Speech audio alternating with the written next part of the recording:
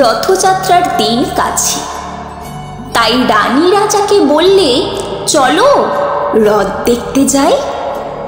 রাজা বললে, আচ্ছা।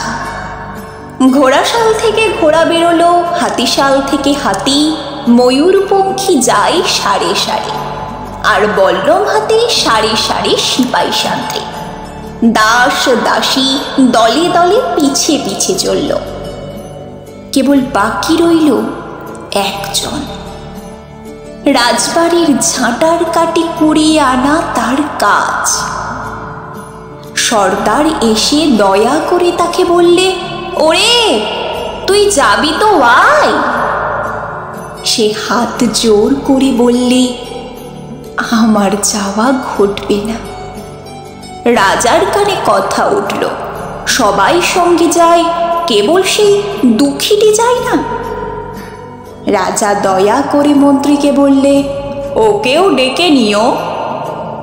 রাস্তার ধারে তার বাড়ি। হাতি যখন সেইখানে পৌঁছলো, মন্ত্রী তাকে ডেকে বললে, ওরে দুঃখী, ঠাকুর দেখবি চল। সে হাত জোর করে বলল, কত চলব? ঠাকুরের দুয়ার পর্যন্ত পৌঁছই এমন সাধ্যি কি আমার আছে? মন্ত্রী বললে, ভয় কি রে তোর, রাজার সঙ্গে চলবি। সে বললে, সর্বনাশ, রাজার পথ কি আমার পথ? মন্ত্রী বললে, তবে তোর উপায়? তোর ভাগ্যে কি রথযাত্রা দেখা ঘটবে না? সে বললে, ঘটবে বই কি, ঠাকুর তো রথে করেই আমার দুয়ারে আসেন। মন্ত্রী হেসে উঠল, বললে, তোর দুয়ারে রথের চিহ্ন কই?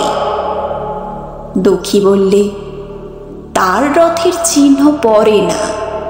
মন্ত্রী বললে, কেন বলতো? দুঃখী বললে, তিনি যে আসেন পুষ্পক রথে। মন্ত্রী বললে, কই রে সেই রথ? দুঃখী দেখিয়ে দিলে, তার দুয়ারের দুই পাশে দুটি সূর্যমুখী ফুটে আছে। নমস্কার।